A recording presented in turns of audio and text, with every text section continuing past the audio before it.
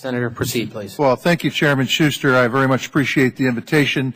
Congressman Brown, thank you for Monday's invitation to this hearing to speak on behalf of Montana and the recent oil spill in the Yellowstone River. Congressman Rehberg, it's good to see you. Thank you for your follow-up invitation request yesterday, albeit through the Great Falls Tribune. I agree in the importance of working together on this critical issue. I am pleased to see people are being reasonable on this issue. We could stand to have a little more working together and being reasonable on other important issues. I appreciate this committee's serious consideration and work to make America's infrastructure safer and more secure. Ms. Alexis Bonavgoski was supposed to be here today from Montana. I understand she couldn't make it because of health concerns, and that's too bad. Because like Mrs. Bonavgoski, I make a living in production agriculture. My wife Charlotte and I still farm the land homesteaded by my grandparents 100 years ago. In fact, just last weekend, I was home plowing down peas and stacking hay. I am the only member of Congress who can say that. My livelihood is a farmer, and my bottom line depend upon clean water and healthy land. If either of those are compromised, Montana's farmers and ranchers cannot produce the high-quality feed, food, and fiber that we are so very famous for. Of course, it's not just agriculture. Many refinery jobs in Montana are connected with the Silvertip pipeline. And when incidents like this happen, those jobs are put in jeopardy. I would like to thank Exxon for responding so quickly to my request to make sure that there would not be any layoffs while this pipeline is shut down. As chairman of the Congressional Sportsmen's Caucus, I also know that the land, the rivers, the lakes where we hunt, fish, hike, boat, and play make Montana the last best place. Montana's tourism and recreation industry bring in about $3.4 billion to our state. It is Montana's second largest industry behind agriculture. So as a farmer and as a sportsman, I have consistently questioned the safety of our current and proposed pipelines in Montana. In fact, when TransCanada had plans to lower safety standards for sections of the proposed Keystone XL pipeline through rural Montana, I put my foot down. They wanted to run thinner pipe in Montana and across rural America, and a waiver to run higher oil pressure. I said, no way, and they changed their plans. My message then and my message now is that there's no cutting corners in rural America. When I commented about the proposed Keystone pipeline to Secretary Clinton, I urged her to assure that all safety precautions were taken when permitting and building it.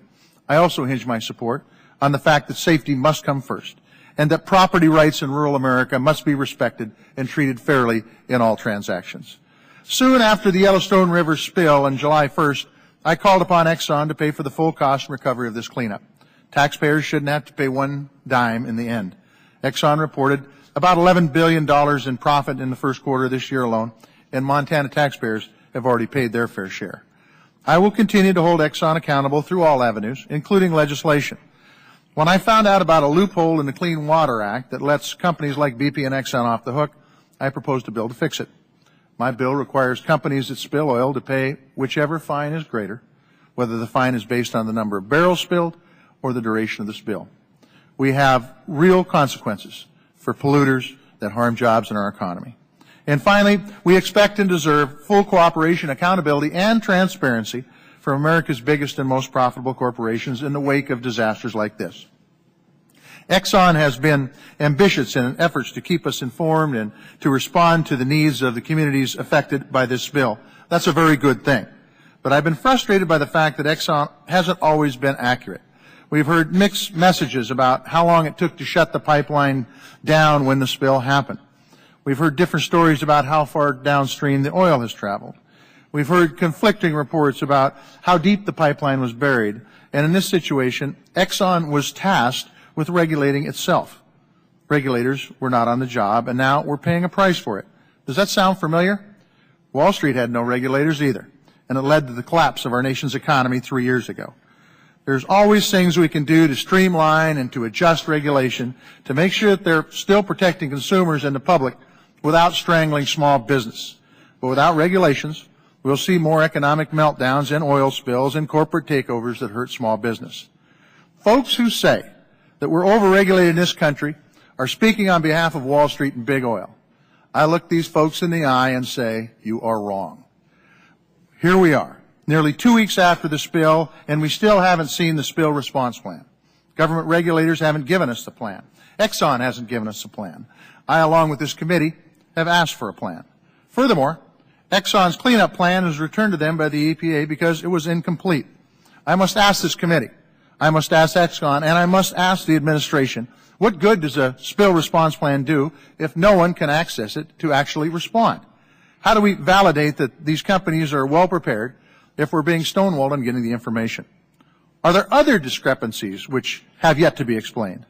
Why did Exxon close the valves and then reopen them only to close them again? Why did Exxon cut the pipeline bed instead of bore it when boring would have been safer? I hope we'll get clear answers to these questions. There are more than 13,000 miles of pipelines in Montana. This time it was the Billings area, but there are dozens of other communities that could easily face the same or worse conditions without smarter strategies for pipeline safety. We must fully recover and uncover exactly what happened before, during, and after this bill for the sake of the folks that were impacted by this bill up and down the Yellowstone River. And as we do, it is just as important that we strive to build a culture more committed to safety, transparency, and full accountability among everyone involved.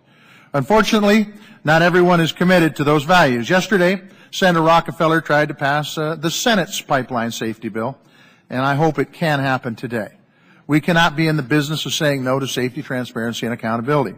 We are in the business of making those values work for us, for the sake of our health, our safety, our economy, and more importantly, for our kids and grandkids. We're not out of the woods yet, but this hearing is a good sign that folks are willing to work together to make sure taxpayers are protected, to make sure that jobs are not lost at the local refinery when supply is disrupted, to make sure that the Yellowstone River and that the land that surrounds it are returned back to the way God intended it, to make sure drinking water downstream is clean and safe, and to protect our fish and wildlife. Looking forward, we need to make sure that all pipelines and proposals for pipelines need to put a premium on safety, to take every precaution to minimize risk. Make no mistake, we're all for jobs, and I am all for responsible energy development using all of our nation's resources. But above all, we must do it safely. I want to thank you again, Mr. Chairman, for inviting the committee. Thank you again, Congresswoman Brown, for inviting the committee to speak on this important subject. Thank you.